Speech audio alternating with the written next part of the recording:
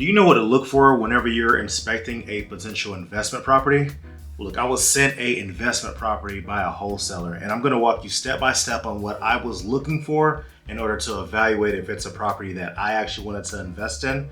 And I'll actually show you images of the different things I was looking at as I'm explaining them, so that way you can follow along with me.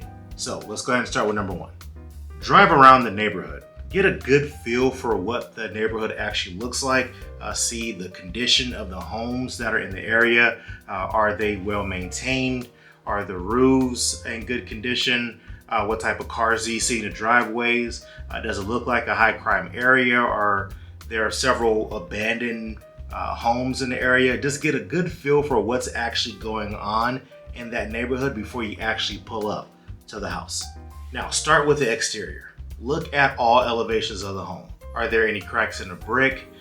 Is there any downspouts or gutters that are dangling? Does it need to be painted? Was it well maintained, but it needs to actually be painted an updated color?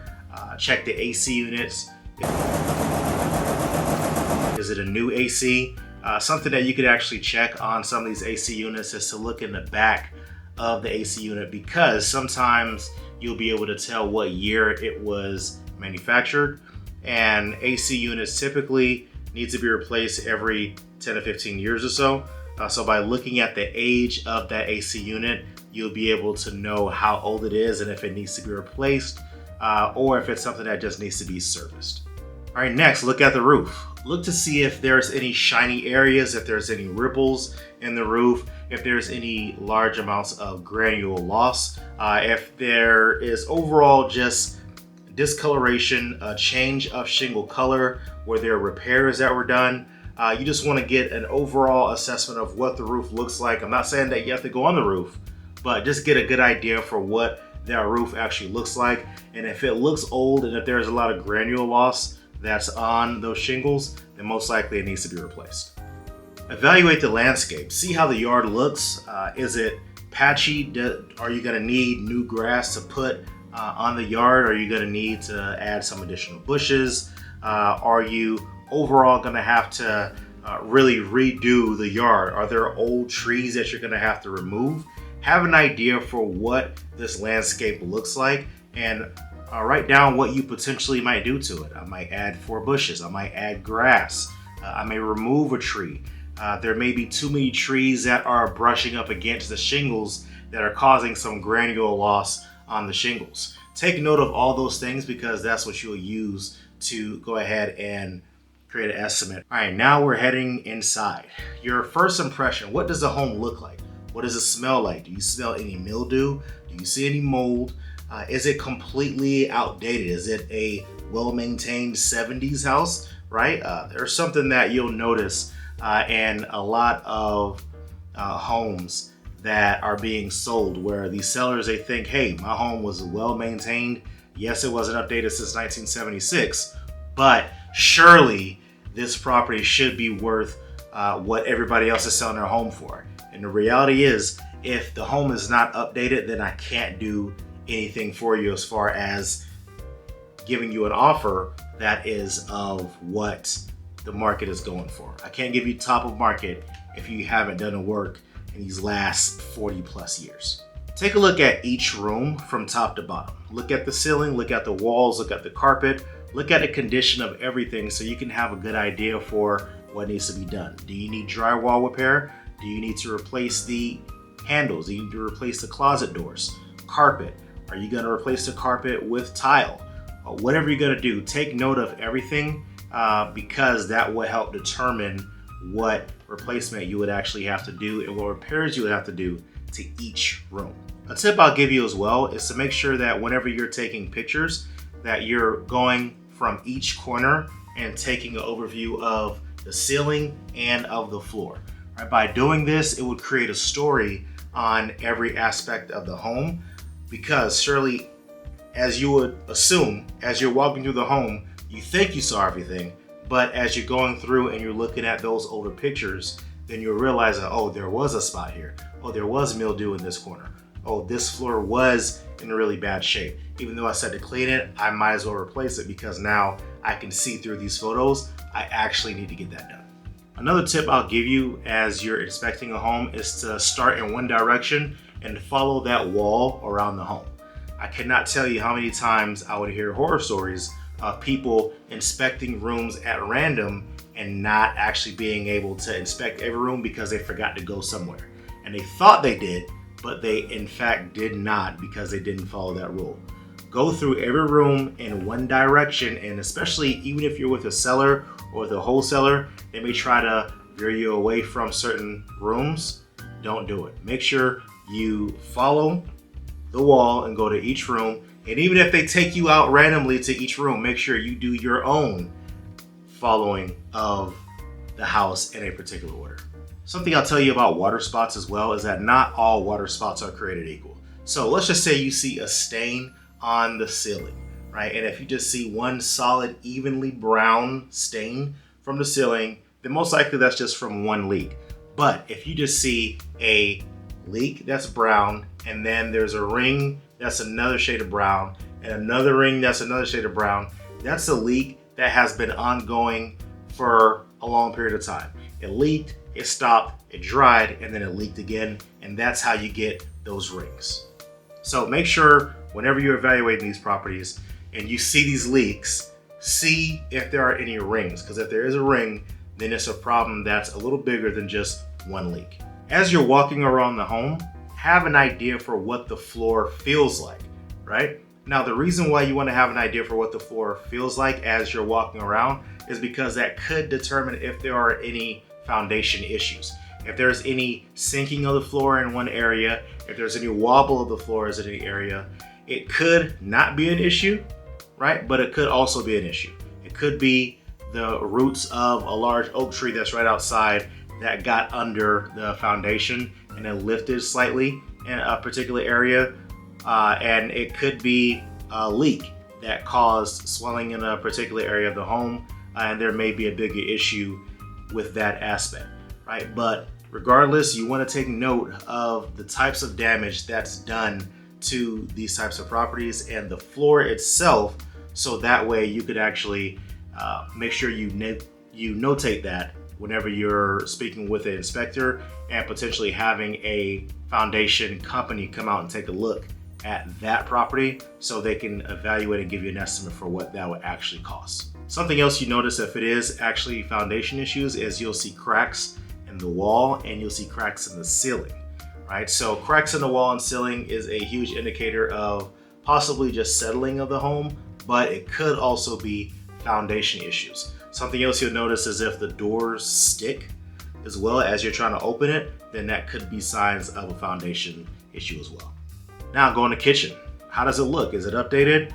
Do you have new tile, new light fixtures? Does it look like a 2023 or whatever year you're watching this video home? If it doesn't, then you're gonna have to account for the repairs to remodel this kitchen. Now, everything that I'm showing you as far as the estimates, it is a broad estimate. So as we're going in, for example, if we're replacing or repairing a kitchen or a bathroom, the estimate lines will show bathroom X amount, kitchen X amount. What I like to do is do a broad estimate first, and then I'll do a detailed estimate. And if you're finding this information useful, don't forget to like this video and definitely subscribe so that you're getting updated information on different ways to make sure that you're getting a profitable flip on your first flip or your next. Now, when estimating the repairs for a kitchen, I'm typically between $5,000 to $7,000 when it comes to updating a kitchen. It depends on the size and the severity of the repairs that are needed. Sometimes I'll do $4,000 if everything is in great shape, but I just need to replace the countertops and paint the cabinets and give some updated appliances, then I'll be around that range. But if it's all outdated items, I'm typically between $5,000 to $7,000. Now for the bathroom, similar to the kitchen, I'm going and giving a blanket estimate for the bathrooms. They're typically between $4,000 to $6,000 whenever I'm accounting for these bathrooms. And when they're half bathrooms, then I go half of that. So $2,000 to $3,000 is what I'm estimating for these bathrooms. And of course, it all varies on size and severity of the damage as well. So be sure to account for how damaged are these items. And if it's down to the studs, you may have to go above 7. So it may be 8,000, 10,000 plus. But if it's mainly updating, then it's usually between 4 to 6,000. Now for the floors. I always estimate the floors as if I am replacing it with the wood look tile, right? So I account for it to be about $5 per square foot. So if it's 1,000 square foot house, I multiply that by 5 and it'll be 5,000 that I'm estimating for the floors.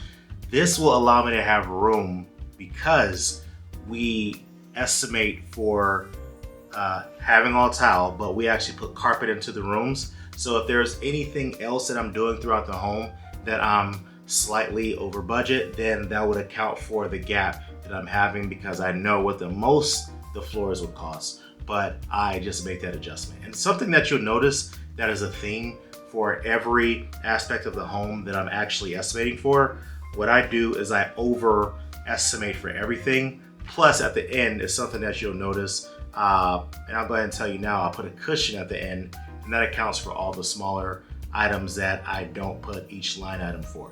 But I'll explain that later on in the video. Painting. I always estimate for painting on the interior. I don't care how great the paint looks, I always account for painting on the interior. Now, I also sometimes paint the exterior of the home. Now, there are some homes that have great looking brick or that distressed looking brick that is distressed on purpose and it still looks nice. I would keep that look on the outside. But if it's distressed by life, then in those situations, I would account for the paint on the outside. And for that, I do $1.50 times the square foot of the house. So I do that for the interior and for the exterior of the home. What year was the home built? If it was built in the 70s or earlier, then I would account for plumbing repairs as well. So plumbing repair or plumbing replacement. Depending on the age of the home or the size of the home, it could be between $8,000 to $11,000.